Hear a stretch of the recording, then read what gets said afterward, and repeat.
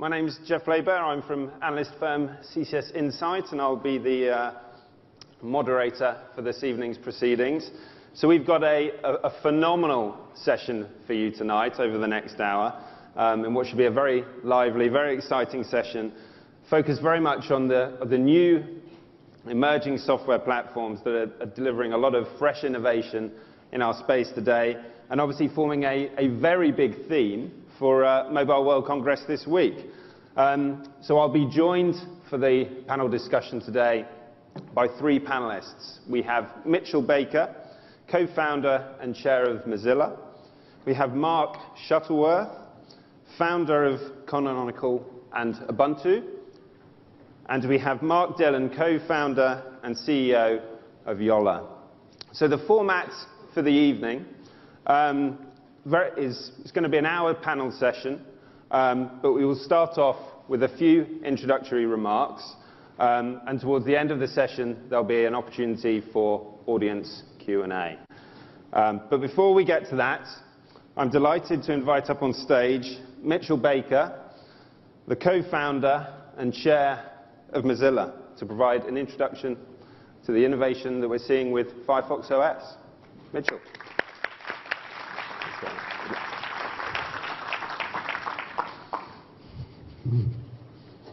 To get started here, I thought it would be useful to talk at first about the nature of innovation and what is really meaningful innovation here. Because we think a lot about innovation, and as a beginning, what is the kind of innovation that will create the most value for consumers, and what are the kinds of innovation that bring the most opportunity and value for the actors in the system? And so I posit that meaningful innovation has, in today's operating system and mobile ecosystem, has three key characteristics. First, it should create a unified platform. Meaningful innovation today is not creating more separate software stacks. Second, meaningful innovation should create a level playing field. We should be maximizing opportunity for competition, innovation, choice across the layers of the ecosystem. And third, meaningful innovation needs a new model of collaboration for how developers, operators, handset manufacturers, software providers interact with consumers to provide maximum value. So I'll talk a little bit about the three of those, a little bit of how we've approached it, and I hope that will set the stage for the discussions of innovation that will follow in the coming hour. A unified platform. The first idea is that meaningful innovation should create a single platform in which we all interact. That's a daunting task if you start from scratch. And so in Firefox OS, we're not trying to create a new third platform. We have the unified platform, and that is the web. That's been the platform for the last decades of computing environment. It provides the ability for anyone with any kind of device to connect, and it provides for shared control and development of the ecosystem. Now, it may seem that the web is not particularly relevant to the mobile environment, but I think that is not the case. You know, the web is based on standards and interoperability, and we have come to expect that, so that content is available to all across all devices. But that was not always assured in the web. And in the middle era, the web had a single unified software stack, convenient, fit together. Parts of it were high quality. At one time, even Internet Explorer was an innovative, high quality piece of software. But over time, it deteriorated, and we ended up with the web that was not standards-based, with content that was not available to you on some devices, and with a range of business models and opportunities that were limited by the business plans of a large organization. And so that's what we set out to remedy with Firefox. And we set out to do a few things. First of all, we focused on standards. We started the HTML5 working group in 2003 when we formed the foundation, and we made a consistent, concerted effort to bring standards back into the environment. That involved the standards bodies themselves. It involved building a product that actually responded to standards, and it involved evangelism and working with content groups. So when we look at the mobile environment last year, and we thought about what kind of innovation is really meaningful, we thought, first of all, the unified platform must be interoperable. It should be standards-based. And at the time, the web did not have all of the capabilities needed for the mobile world.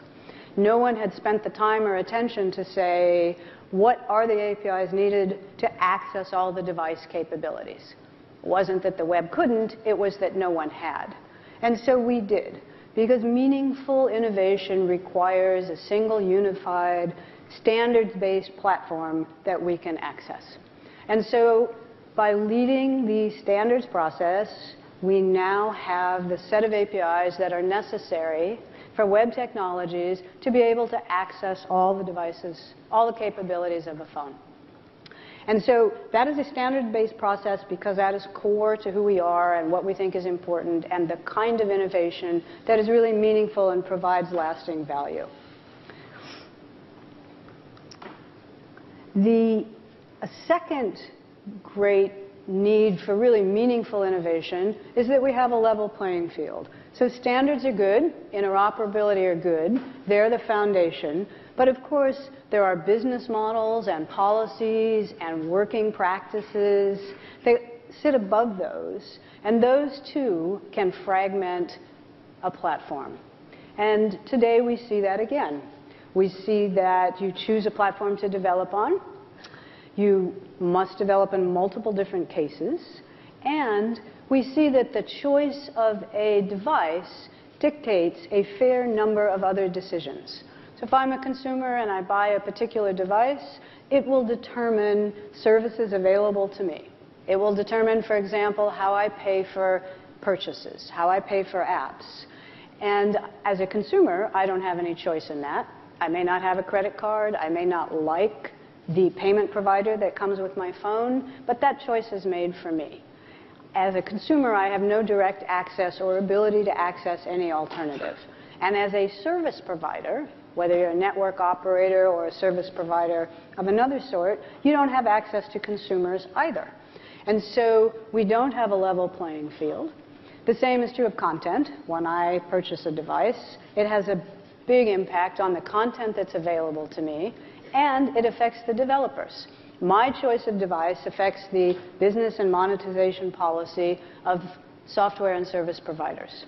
And so that's an integration that may be convenient and elegant.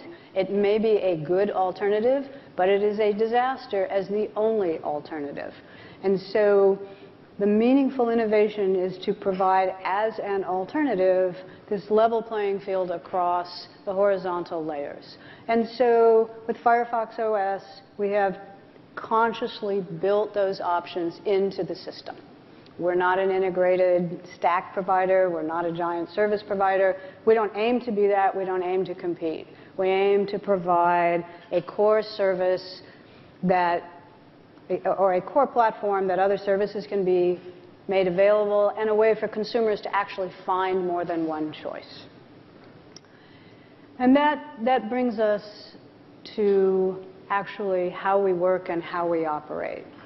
Because we're familiar with hierarchical models, and we're familiar with fragmented or different integrated stacks that will fight among each other and will seek to be first or second or third. We need a model for collaboration for the industry that allows the level playing field and the unified platform to be developed. And that model requires, well, we have some experience in doing that. And what we've seen is that model requires a few things. It is not a consortium. That collaboration model requires a key product focus with leadership.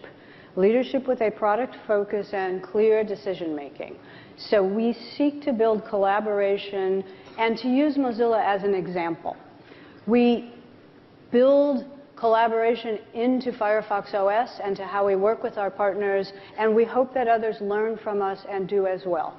We won't be perfect, but we are learning in this area. We are pioneers in this area, and we seek to build this in a public manner where our partners are engaged as decision makers so that we can all take those learnings and move the industry forward. Our examples and our goals for collaboration are to embody them ourselves and to bring new principles to how we can move the industry forward together and how we improve life for consumers together. And so the model for collaboration that we've been perfecting for the last 15 years has been where we define the core that's really important to us. In our case, that starts with the centrality of the user. Mozilla is a brand about user control and user sovereignty. And so in the collaboration space where we participate, and particularly where we lead, we always hold that as central. Our users must trust us, and that trust must be warranted. And we won't collaborate in anything that we feel gets in the way of that. And we also lead in creating a neutral space where competitors can come together and work together and sort out what's the common nucleus that the industry needs and where do individual competitors step aside and do different things. So we build for potential competitors a place to have technical and business decisions which has a clear interface between, this is the shared commons of code and practices that as a group we move forward with, and here's the interface where you are welcome and encouraged to go out and compete or do something different, plus always the ability to take a copy of the entire thing and go off and lead your own path. One of the keys that has been effective for Mozilla at keeping us the central middle ground is that our code is open, our roadmaps are open, our discussions are open, our leadership is open, and you are always welcome to go off and lead differently. That hasn't happened. That, I think, is a mark to the quality of the people across Mozilla leadership. But it is an organizational way to make sure that we hold the center for collaboration and that we are not promoting only our own version of innovation. And so in Firefox OS, you'll find, for example, that our early partners, such as Telefonica and Deutsche Telekom, have already contributed not just code, but product leadership and design, not in a committee, not in a separate measure where we cobble things together, but as contributors who earn through their work and merit and leadership and skill, authority and reputation and decision making. And that's the heart of the open source aspect of Mozilla that we bring forward. And we combine that with a deep pragmatism about business and business needs. We have been in the mixed space of open source plus pragmatic business needs for a long time. And so we build clear interfaces between this is public, this is open, your business models, you keep whatever you want to yourself, but this is the space. If you work in this space, it must be open. And that space is the center. So that space is the code that we consider part of the core and the working methods around it. And so that is a model of collaboration which has served us well, which if you look at our current products and our marketplace idea and the merging of web technologies and apps and web content, which you can find and see and feel, I think you'll find that the mixture of pragmatic goals, product goals, and how we collaborate may have something useful. We certainly don't think that we have all the answers. We are one of a few different projects, but we're pretty sure that we have something to offer that's worthwhile in our product, of course, because we can see the reception to that, and also in the other meaningful aspects of how we work together as a group that's moving the entire mobile ecosystem forward. So thank you.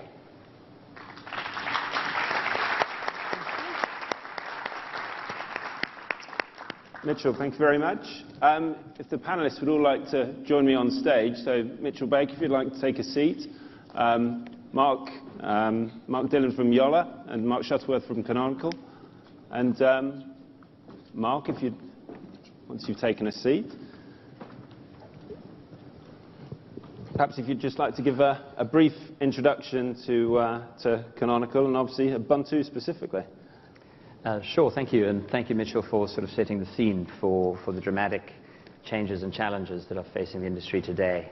I think the core question many operators and manufacturers are confronted with at the moment is the nature of the ecosystem and the changes that they want to see created in that ecosystem, and specifically creating some more diversity in the ecosystem. For us, the number one challenge, the core question really, is the consumer question. We're in a world today where consumers have a great deal of say in what they use and why they use it. And so for us, the number one issue really is the user experience.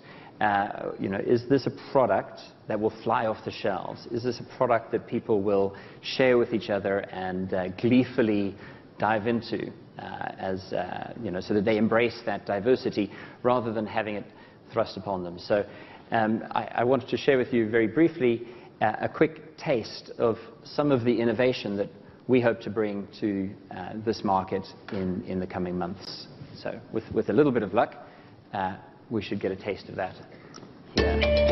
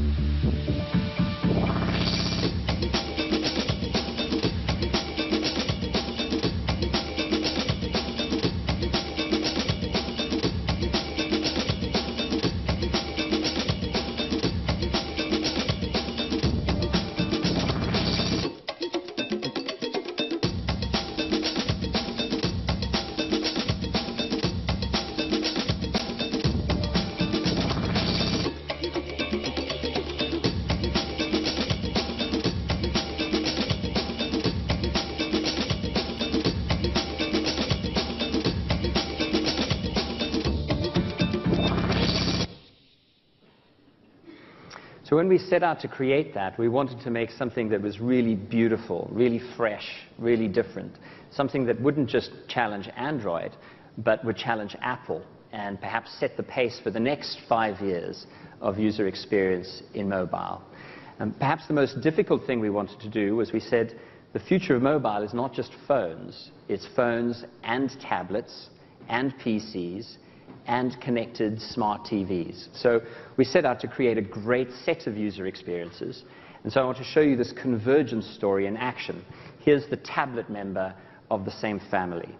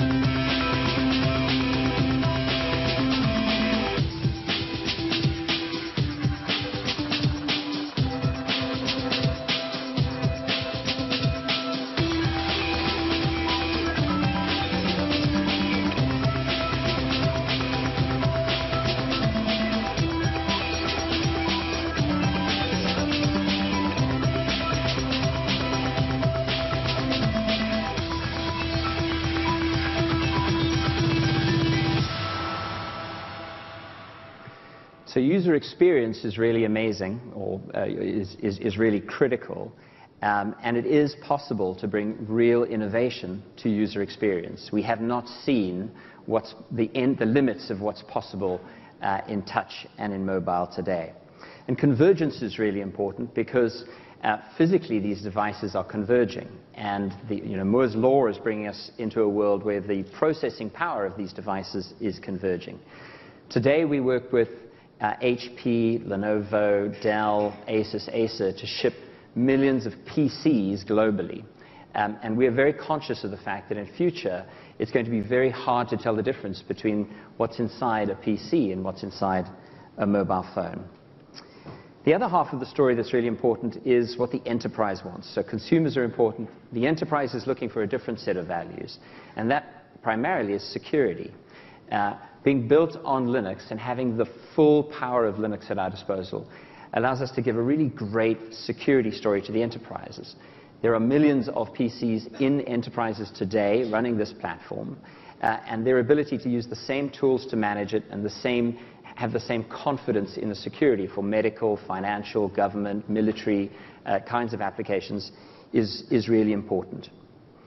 For industry, the key question always is differentiation, customization, and the ability to drive increased margin and revenue without fragmenting the platform. And so our approach there is to support industry in delivering differentiation focused on revenue for content, for services, while still creating a platform that expands for developers. It's important that every single device that joins the ecosystem is additive to that platform to build a real addressable market for developers, to create real diversity in the market. And we think it's important to embrace all kinds of developers. HTML5 is the future. HTML5 is a critically important platform for developers. It's a unifying force. It is, unfortunately, the lowest common denominator for developers. So it's the appropriate platform for developers who are targeting, want to develop once for all platforms. And so we have to do a first-class job of HTML5, and we're inspired by the leadership that Mozilla and Firefox have set. But it's important to be compatible with iOS and Android.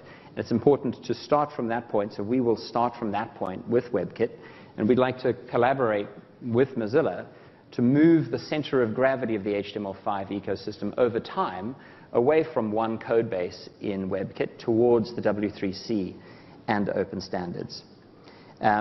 It's also important to help developers who have made existing investments. So we'll make it easy for Android developers to bring their apps to Ubuntu. Many Android developers develop on Ubuntu today. It's extremely popular. And Android was designed to be portable, and so we'll use that to bring Android applications very easily to Ubuntu. It's also very easy to bring BlackBerry applications, which is important for security-oriented enterprise environments. And so there are already many blog posts about how easy it is to bring BlackBerry Touch applications to Ubuntu. And lastly, we think it's really important for games developers to be able to target a platform. And many of the games engines are targeting Ubuntu now. So it's a one-button press for the developer to target iOS. There's another button for Android and a third button for Ubuntu. So that there's no silver bullet for developers. There's no silver bullet for the app ecosystem. It really involves a complicated strategy, migrating people towards a new platform from the place that they're essentially most comfortable coming from. The last piece of the puzzle, I think, is the cloud. And today's modern application architecture is a beautiful front-end application backed by computing in the cloud. And we're fortunate that Ubuntu is, in many senses, the operating system for cloud computing. We're the #1 guest OS on Amazon, the #1 Linux on the Microsoft cloud, and the #1 Linux inside the OpenStack ecosystem as well. So that gives developers a really unique opportunity to have a common platform for both the front end and the heart, the engine room that will typically be running in the cloud. So these are core elements of innovation and core aspects of driving change in an industry that is calling out for it. Mark, thank you very much. Thanks for the insights on the innovation we're seeing from Ubuntu. Mark, can I turn it to you? What's the ethos behind Jolla and obviously specifically Sailfish, and what are we seeing from, or what can we expect to see from Sailfish with regards to innovation in the coming months? So first off, I'm really happy to see so much synergy here. So we're at a crossroads in mobile, and everybody's talking about concern about innovation, or is there innovation left? And really what we're looking at is we're at a crossroads, and it's either going nowhere, the status quo, or there's three excellent choices for diversity that are sitting on the stage here. And I was thinking about it. There was some concern before we got up here that, is this going to turn into some kind of competition? And I realized that if we are in competition, then we've all already won.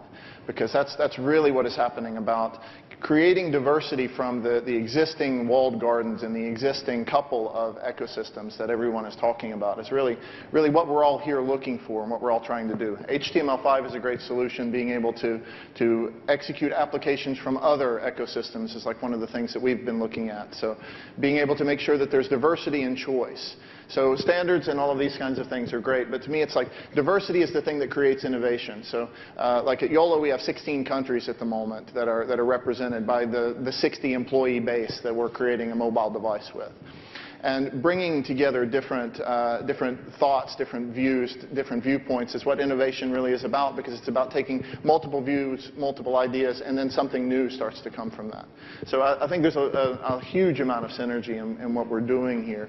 And I think that creating the diversity, even the three choices that we have here on the stage, consumers are going to start to understand that they have had no choice. They've had a couple of choices, and now it's almost no choice for them. They're used to one or they're used to the other. So now they're going to start to understand that they have a choice, and they're going to start looking for other choices. And then actually it comes down to a meritocracy, which is I think something that's very important to all three of us here on the stage, that they will have a choice to look and they will say, this is the one that resonates for me, or this is the user experience. We're spending a huge amount of energy on user experience as well, and I saw the things that Ubuntu had today, and it's we're thinking a lot of similar things but doing them in different ways. So, but it's going to come down to people are going to want to find something that resonates for them, and if they don't have the choice, if they don't see that there is different choices, then they can't buy something that's not offered to them. So I think it's a really good start that we have here, and we're all heading in similar directions but different ways, and providing choice and diversity for consumers is always really good, and they don't really have it at the moment. Thank you very much. So maybe we could put the discussions and the opening introductions into some context in terms of where the market is, because I think if we look at the mobile landscape today, I think it's fair to say it faces some pretty fundamental challenges. I think we'd all agree on that. It may well be a smartphone market that's going to see well in the region of 930 million units shipped this year, and that's a fundamental, huge opportunity. But if we look at the challenges specifically to carriers who are heavily reliant on just two software platforms, for manufacturers, for whom the vast majority of manufacturers that are attending this conference this week, they're not currently profitable. Apple and Samsung are taking a disproportionate amount of that value. And then if we look at it from a consumer's perspective, you've got two offerings in Android and iOS, which are about a lock-in to a specific content and application ecosystem. So if we consider all those challenges and look at it holistically in that respect, what is it that each of your offerings, and obviously the innovation that you've talked about today, what is it that they individually offer that addresses the challenges for consumers, carriers, and the manufacturers? Well, Jeff, differentiation is one of the biggest things here. So we need to provide choice. People can only buy what's offered to them, and right now it's really stuck. So this is one of the big things. The diversity of choice. Like we're hosting three application ecosystems, if you will, on Sailfish. So there's HTML5 apps, there's Qt apps, which also Ubuntu is doing. And we also have the native Migo applications, and we're actually able to do all of these things already. So this is one of the keys to providing diversity. It's like allowing people to get out of the walled gardens that have been created already, because now everybody's getting squeezed. You build up a walled garden and you create a great business model. It stops innovation, and then it stops choice for consumers, and then it creates the complete inability to get outside of that and to start new business models and do different things, which is actually what we're all here to talk about. So enabling new business models. And Mitchell, if we look specifically at Firefox OS, I mean, obviously, Firefox has got a lot of carrier partners on board now. You've got a distinct and very different proposition for consumers. You know, it's not about a content lock-in, but now how does that create consumer pull? Do you think that is the end consumer going to see the innovation and the offering that Firefox brings to the market? Oh, absolutely. So one of the pieces that Mozilla, I think, is unique about is our real focus on the universality of the platform and the web. So, for example, today we think that apps are apps and the webs are the web, and you get to the web through the browser on your phone, maybe, sometimes, ever. But there is an immense amount of content and value out there, and an immense amount of local content in areas that don't make sense in a global marketplace. And so the ability to merge those seamlessly for the consumer, so that a consumer, particularly, we'll say a consumer for the first markets of Firefox, which are feature phone owners moving to smartphones for the first time. So how actually do you get the range of content? There's some global apps that everybody will want. You can name the 20 or the 30 or the 50 that you use that need to be available. And there's a lot of local content. Like what's really important to a 15-year-old girl in Nigeria may not be what's trending on the Apple iStore. Right, and so there's a range of lifestyle and content and local content that doesn't necessarily resonate with us here, but by merging the app experience and the ability to do deep search within apps and to experience the content of the web in an app-like way and make use of all that's there, we bring a whole range of content, experience, local ability, ease of development to a set of consumers who haven't had that before.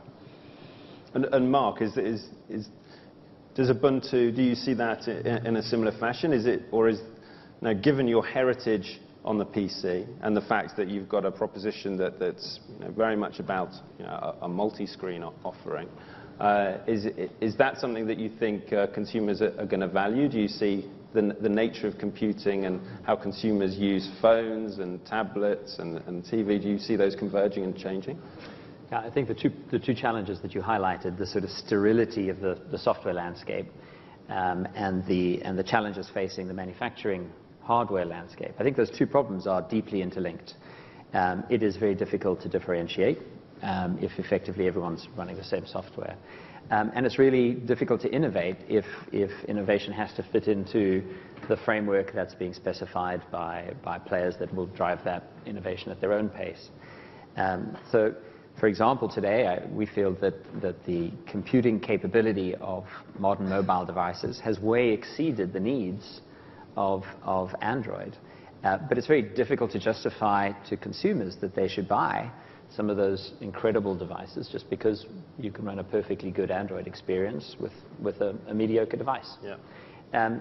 So the opportunity to bring devices to market that really give consumers a fresh taste of what's possible, a single device that can become a tablet, or become a PC, can become a media center. That's the sort of innovation that we think will reignite sales for manufacturers. Will create winners and losers, which is always exciting. Those that take risks should be rewarded for those risks. And introducing a new platform is a substantial commitment for any alliance of institutions. So we think these two issues are deeply interrelated. We think the convergence story is critical. And we think making sure that the innovation that's being driven comes alive in consumers' hands is the key, because consumers don't want to be innovated on. They want to dive in and enjoy it, and getting all of those pieces right together is the goal.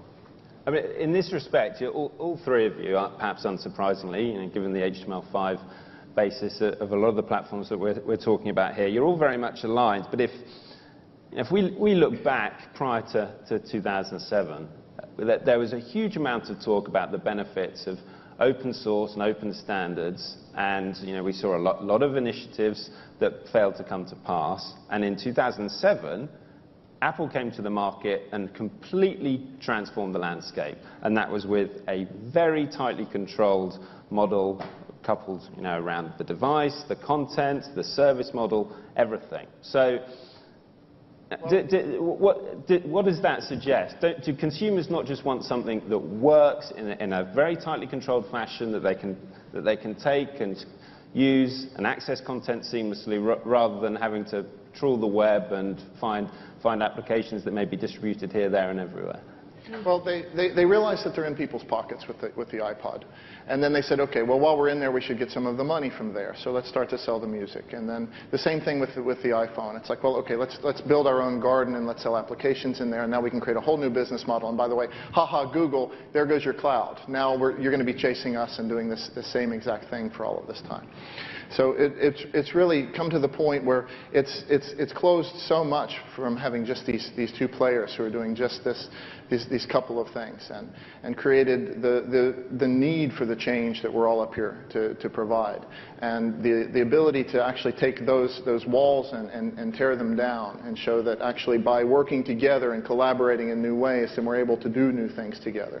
So it's actually we've all gotten to this point now where the hardware is now becoming a commodity. Like Mark was saying, the only thing that they can differentiate on an Android device is the number of cores and how many megahertz. I have more megahertz, mine's bigger than yours, and then all of this kind of thing. And it's actually not even utilizing the capability of the devices. So like we're demoing on 3-year-old hardware the stuff that we have with Sailfish all of the time. And it's like we're going to have to slow it down to put it on the modern hardware that now that's the only selling point that they have left.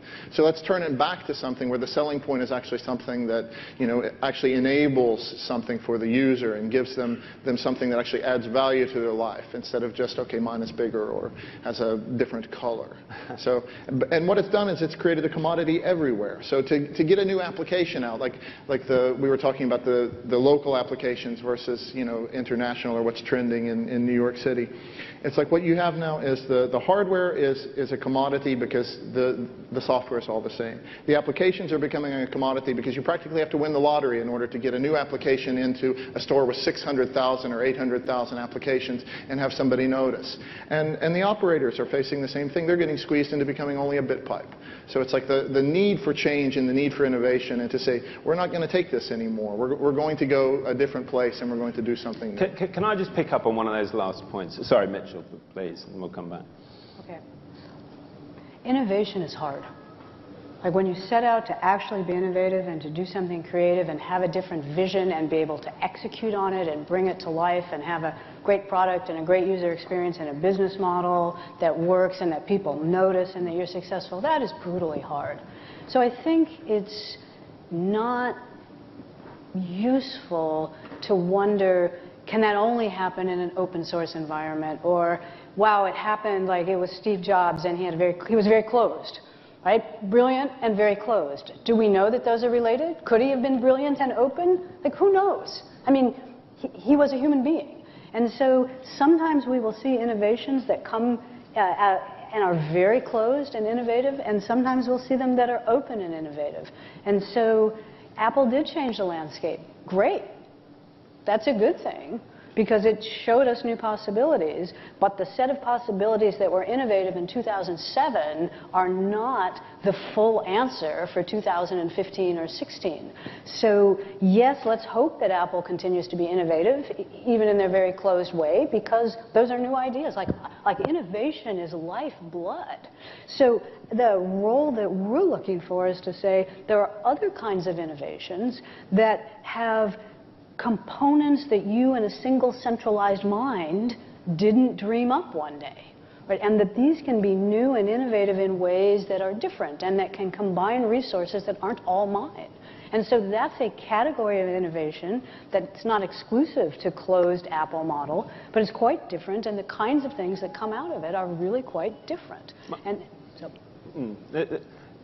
I certainly agree, but one of the challenges that we've seen in the past is that the collaboration ethos of open source, and the fact that, and particularly in the mobile context, when you have many contributors, tends to slow down time to market, slows down the commercialization process, and we've seen that with a number of different initiatives. You know, the wholesale applications community was a big theme that we talked about a year ago, 2 years ago, the Limo Foundation before that, and none of these really made the progress. So I suppose, Mark, if I can ask you first, what changes that with the open source model that Ubuntu is pursuing? And similarly, you know, interested in what Mozilla and Jolla specifically think of that.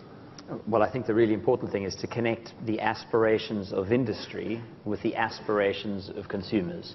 You know, what Apple did that was so wonderful was to create something that people just had to have. It was beautiful, it was powerful, it was exciting.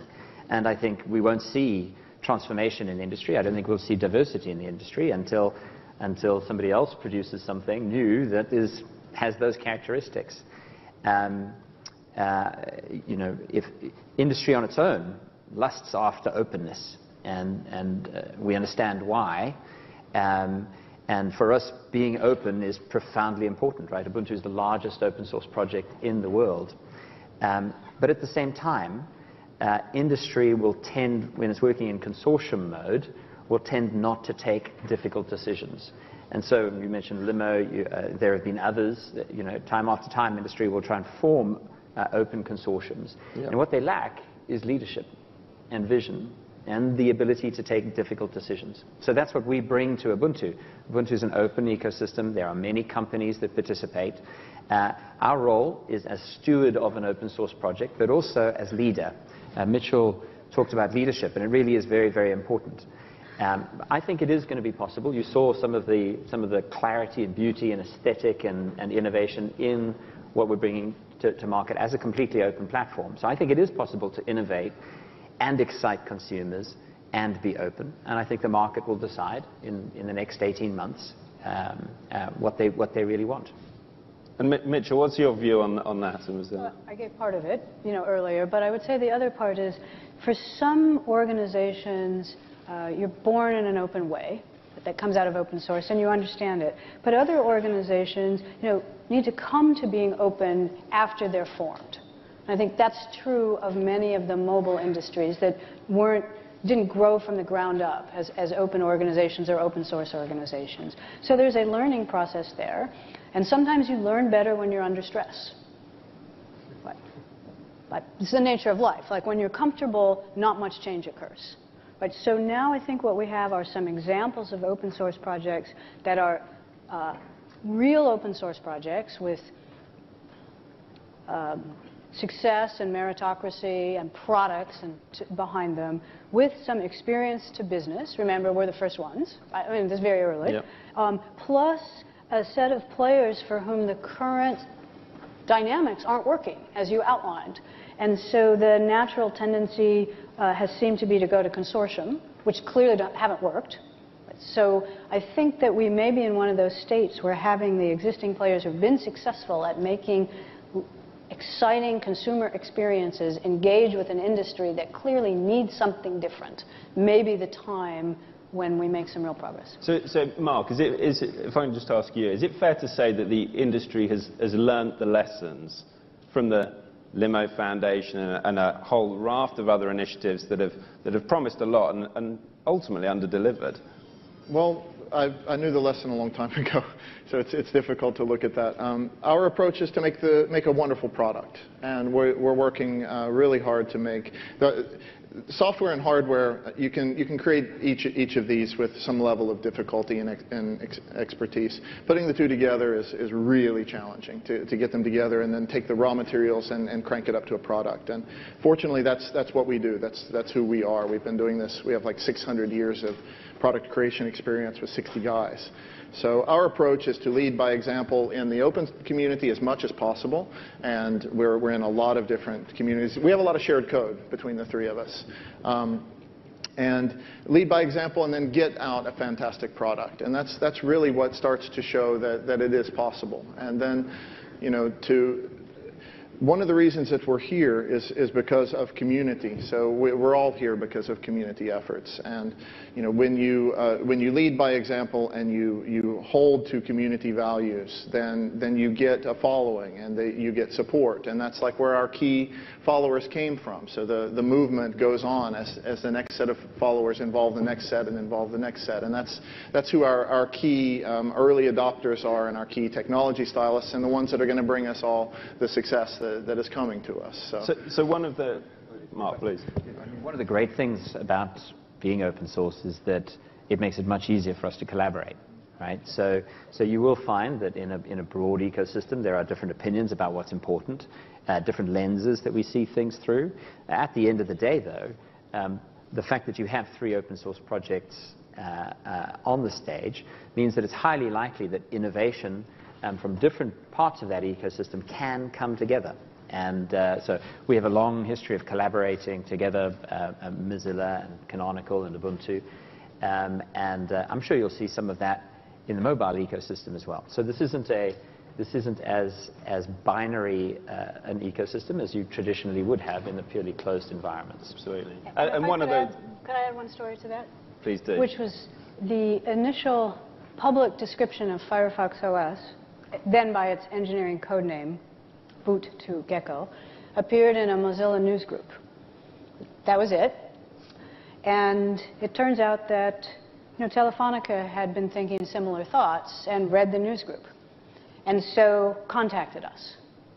And Telefonica has been a key partner in developing Firefox OS.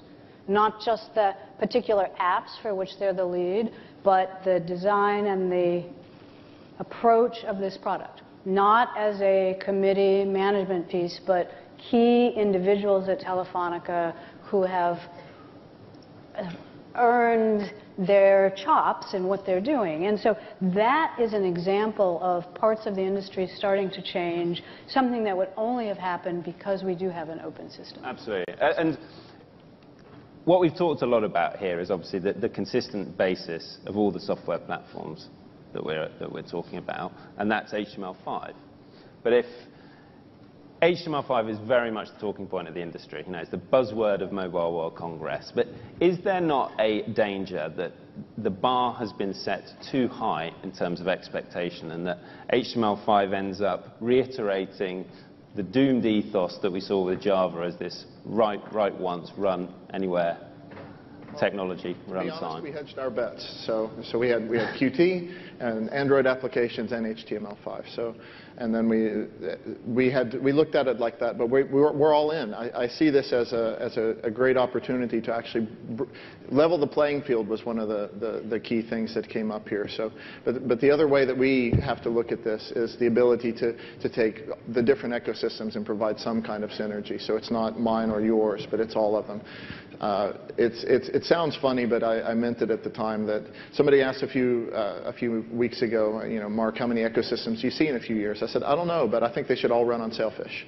And that's the way that we looked at it. It's like, well, why not take this openness and be able to do that? But on the topic of openness and collaboration and all of that, another thing that came to mind was, I think one of the reasons for our success was we put minimal constraints around developers. So this means that in order to, the ways of working and the ways of collaborating and the ways of organizing the work and all of this kind of thing, we did a very community spirit, which is like, okay, these are the things that we think are important, go work on it. And this is a very community kind of oriented thing that like what Mitchell was bringing up. These kinds of things only happen when you create an environment where people are free to try new things and innovate. And then somebody does something and maybe they even make a mistake and someone else says, hey, look, we can take this and we can do something. And then people get together, they get excited, they run off and they do it. And now you have a new innovation, you have a new application, you have a new operating system, you have a new browser, you have all kinds of new things. Yeah. So. And Mitchell, can HTML5 really deliver? Absolutely. Absolutely. So Java has a long and checkered history, if you want to use that, and never, and certainly the Sun community process. But HTML5 has delivered. The universal platform before the mobile environment is an HTML5 platform. So the idea that it must necessarily fragment, or that Java, which was never, that the experience of Java, which had technical problems and management problems and community problems and permission-related problems is an example from HTML5, I think is a pretty deep mismatch. I guess our perspective on this is a little bit different. This is one of the areas where we do differ. For us, HTML5 is profoundly important. It is one leg of a very large and complex developer ecosystem. HTML5 is the domain of knowledge. And so there are huge classes of applications where it is about knowledge and content and information that I think HTML5 will dominate. And it's appropriate that those immediately be accessible across every platform. So there are large categories of applications for which HTML5 is the right tool set. And we need to do a great job of HTML5 along with all of the other platforms. But the domain of passion belongs to native applications. The domain of really rich user experiences, fast, fluid, sexy, lustful user experiences, that I think does belong to native applications today. It may be different in 5 years' time or 10 years' time. I think some of the key challenges, though, performance-oriented challenges in the HTML5 world are not going to disappear in the short term.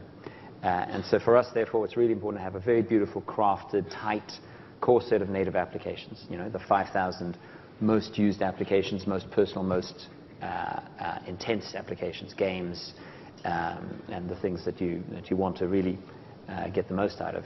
And then HTML5 provides this vast landscape of compatible as we move to a compatible ecosystem, and deep, thoughtful, knowledge-based applications. Let me just ask a question on that then, to kind of close that off before we go to the audience questions. You talk about a vast landscape, but the HTML5 implementation across all these three software platforms is different, and it's different across a huge range of devices that are currently available today. So how does the industry conquer that problem? Because HTML5 isn't a one-size-fits-all solution yet, is it? Well, if you're going to come back to HTML5 and not close it off, then I'd like to answer the other part first for a little bit. I thought you were going to move on to a different topic.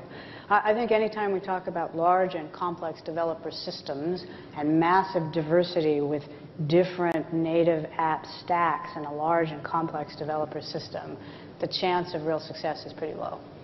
Maybe as a very small niche market, but the chance for actual mass adoption of the third or fourth or eighth or ninth or 10th separate native app platform, I think is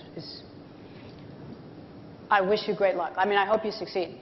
But to me, that seems like a challenge that is a much bigger and more difficult challenge than the, we'll say, perceived to potentially real difference between HTML and native app performance. So we've taken a different approach on those questions, and time will tell. Could we ever expect to see the three platforms that we have represented here today working together to ensure a consistent HTML5 profile? So consistent on Sailfish, Firefox OS, and Ubuntu? Well, the standard's so far out. That was my biggest concern. The thing, Yeah. having the standard for HTML5 is so far out. It's a long time from now. It was 2022 or something, the last I heard. So when is this kind of standard to be leveled? Because that was actually one of our biggest concerns. So actually, and by the way, the same thing was said about Qt, which we have people eating their fists now because Qt is actually performing and it's giving the level and the performance that wasn't expected. But I think your question about collaboration is really, really interesting. Our perspective in terms of the addressable market for new platforms perhaps is different. Carriers tell us that 20 to 30% of their users use very few apps. And so there's a clear addressable market for a beautiful, fast, great experience starting with that 20 to 30% of users. So being able to deliver for carriers a really exciting user experience for that segment is a great place to start, especially since we can do a great job of all the HTML5 apps as well. In terms of compatibility, I think you're right. HTML5 is more fragmented than we like to admit today. And so of necessity, we will start with WebKit, and we will work with all of the cross-platform HTML5 toolkits like PhoneGap, Enyo, and others. Make sure that people who've used those toolkits to try to write cross-platform applications, their apps just work on Ubuntu. And that's a commitment that we can make. And because we're on WebKit, and because we're working with silicon partners who have really optimized that, we can deliver, we're very confident, great performance on these amazing mobile devices for very compatible HTML5 stories. So there's hundreds of billions of devices out there will be compatible with all of them. We really support the noble goal that Telefonica and Mozilla have set, which is to say we should move that ecosystem to a more standards-based approach. But it's going to be very difficult to set a standard with just one implementation or just one set of devices and something new, a different code base. Well, we're going to start, like, and so, I think it's not just one player already in the standards bodies, so we're past that, but maybe we're also past the point of useful discussion. I think HTML5 is a topic that we could talk about for the rest of the evening, and I'm sure the audience have questions which might dig into that. But on that note, let's see if there is any Q&A directly from the audience. We have mics dotted around on both sides of the room, so we'll take some questions, and one just at the front here.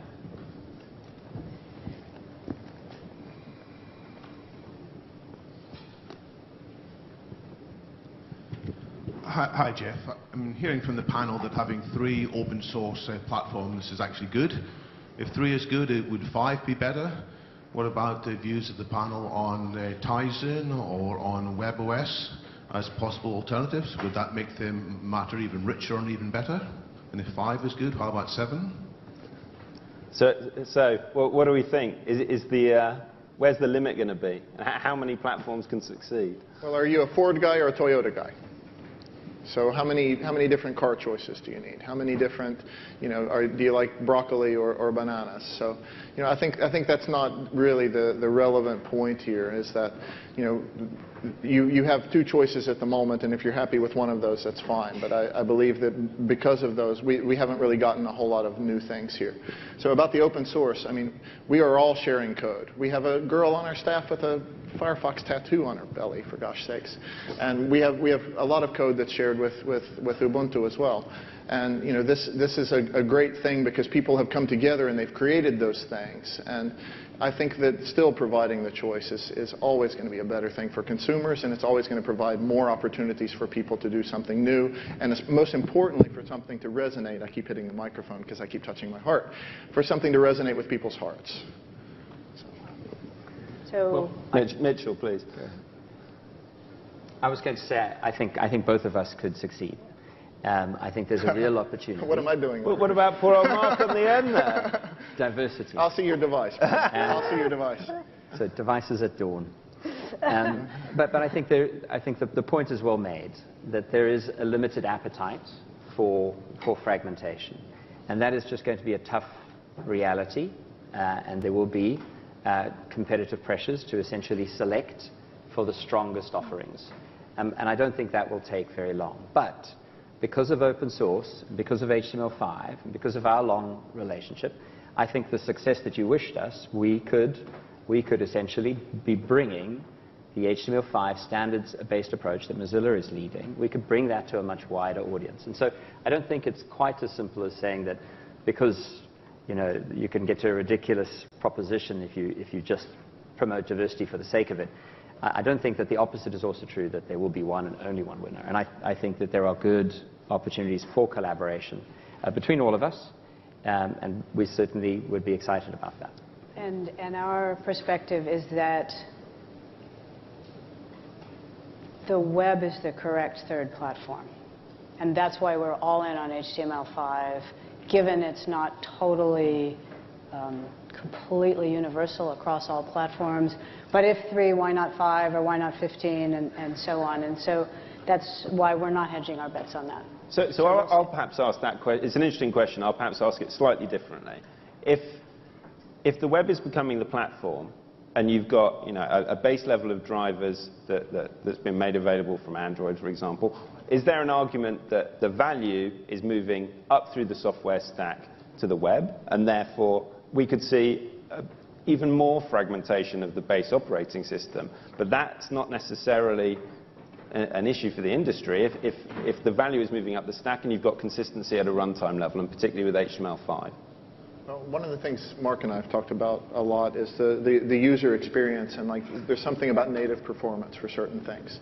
So, and I believe that this is going to be around for a while, because to make a device that works magically, that knows exactly what you want before you ask it, that is always there and has the things that are ready for you always available. I think that that's something that it's going to be a little while, and there's still an opportunity for these native things until this comes along. Very good. Any other questions from the audience? Yes, please. Yes. So we're talking about the web as the future, and you're all talking about HTML5, but I guess my question for Mitchell would be, we've already seen that there is a huge amount of people who, when they develop for the mobile web, they develop for WebKit. And it's been an issue for Windows Phone, and it has the potential to be an issue for Firefox OS, even though you do support a lot of the WebKit extensions. So if it's becoming kind of a one rendering engine world, whether that's good or bad, what does that mean if we're betting on HTML5? And I guess this could be for the whole platform, for the whole panel, but since 2 of the 3 are on WebKit, what does that really mean? I mean, if I'm building my web app and it's WebKit based, what incentive do I have to even care how it works on Firefox? So that's part of the approach of the standards body. So, for example, the APIs that access the capabilities of the phone, right? Those are developed not just by us, but in standards bodies, and those patches are actually being picked up and used in WebKit as well. So the purpose of the whole standards process is interoperability. So I think as a developer, you know, that is actually not your particular job. Any other thoughts from the panelists? Well, I think it would be a problem if we had no collective strategy to essentially move to a more standards-based process. You know, de facto standard set in a code base historically has never proved satisfying for very long. I think it's important to recognize the de facto standard, but you know, also to be committed to moving things to an open standard over time. And so that's certainly what we're committed to. We think WebKit is an essential now for us, but collaboration with Mozilla and other groups and the W3C is a worthwhile investment over time. Thank you very much. Any other questions from the audience? Yes, please. Great. I was just wondering what your thoughts are on providing solutions for the enterprise where a personal device has personas, where you have the enterprise software running separate for the personal experience of the user and baking that into the OS level rather than leaving that up to the app developer or the MDM solution. Mark, you mentioned the enterprise capability of Ubuntu earlier. Yeah, I mean, the great thing for us is that Unix, Linux have a 30-year history of essentially having multi-user secure systems. And so for us, it's very natural to have a tablet, for example, where the disk is fully encrypted, the device is fully encrypted. If you leave it in a taxi, then you have no issues whatsoever with that data being available to whoever finds the device. But more importantly, that there may be multiple user accounts on that device, which are easy to switch between, but completely separated from each other, encrypted separately, and therefore you know, really secure. And in an enterprise setting, all of that can be hooked up to existing authentication frameworks, Active Directory, LDAP, and managed in an enterprise kind of way, so with key escrow. So that's a really unique proposition that I think Ubuntu does bring to the enterprise B2B market, which is certainly what operators and handset manufacturers today describe to us as their core margin-oriented market. And Firefox OS, I think, is probably aimed at very much the other end of the market, at least initially. Right, but, and our research shows that the target market that we're aiming at manages multiple personas with multiple SIMs. Right, and checks actually is much more focused on what network is this person calling me from, so that I can manage my costs. And so that's the direction that we're starting from. It perhaps raises one further question of, you know, the issues surrounding HTML5 and JavaScript from a security standpoint, particularly when you've got low-level API access. So, I mean, what are the thoughts the panelists on that. How is that contained within the platforms that we're talking about? You want to start? Mark, I think You've been malware is looking a at it. real I'll issue, go. and as any platform becomes successful, malware is going to become will be more of an issue for that platform. We see that today very clearly with Android, and so for us, we think there's a great opportunity to use that bulletproof, touch wood, enterprise security that runs on servers and desktops and in very sensitive environments, to bring that to the mobile world. And so to limit the opportunities for malware to gain access to sensitive information. Inside Java, potentially inside other interpreted environments, it's a more complex proposition. Although, as browsers have been the front line of protection for malware for a decade or 15 years now. And so what we find is that our experience in protecting users is radically greater than the experience of the average app developer who hasn't needed to do this. And really, you don't want the app developers to have to learn and include security models in all of the apps that you're downloading. So our experience has been that by taking the techniques and lessons we've learned over the last couple decades about how to protect users at the operating system level, we're actually eliminating a lot of risk you find in the current app model. So, it is at the core of Linux, like Mark had pointed out, that it's, and a multi-user environment is one way to solve that. But yeah, and the other thing is that we're always hearing this as well, that actually creating a business-oriented device is something that is being asked for. There's not a very good one out there at the moment. Yes, we are focusing on people at the beginning, but there's a lot of opportunity there for innovation. Absolutely. Any other questions from the audience? Please. Shall I stand? We've seen Android be co-opted by Amazon and many of the other lower profile manufacturers, I guess, smaller manufacturers. If you're releasing everything as open source, what stops the same thing happening to you and for your goals to be undermined by big players in the industry? How do you stop Samsung coming along and destroying or eliminating your brand name and your branding and making it almost their own? Well, for many open source developers, being co-opted is in itself a goal. Right? We publish source code so that people will use the source code.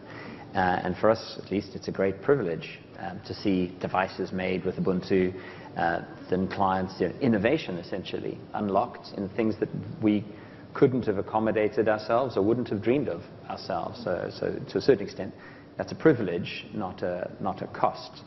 From a developer point of view, if it carries the Ubuntu brand, then developers will be able to target it, and we can say that with great certainty. And that's really the sort of assurance that we want to make to both carriers and handset manufacturers. I'm sorry.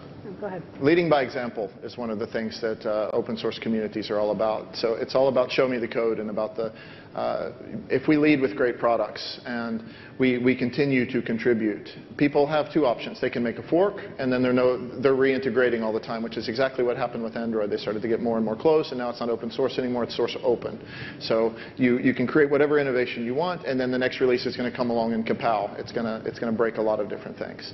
So if you really want to keep this together, then you contribute, and that's where the meritocracy comes from, and that's where the commonality comes from. But people can always take a fork and do different things. But one of the things that we're trying to do, and I think I've heard this theme here today as well, is to make it so that people will want to contribute, because they will want to see and be a part of the next release exactly when it comes out, not 2 months later when they've reintegrated all of their stuff. And Mitchell, any thoughts on how we address that? Well, I wasn't sure. That almost sounded like a brand management question, right? There's two questions about how you keep a unified code base, which is what I think you've addressed in particular, and which we strive to do as well. But there's also the question, I think you said, of making the Android brand your own. And so management of the brand is a very critical thing. I mean, in any product, how you manage it. So we have always been very careful about the Firefox brand. And in fact, it's caused us endless difficulties with other parts of the free software community. But we manage the Firefox brand so that it means a certain set of things. And perhaps Android didn't do that in a way that made sense to you, but we certainly intend to, and I'm sure you do as well, to manage the brand to mean what we have set it out to stand for. So with that, I'm afraid we're out of time, but I'd like to extend a big thanks to our panelists, to Mark Dillon from Jolla, Mitchell Baker from Mozilla, and Mark Shuttleworth from Canonical. And thank you to the audience for the questions.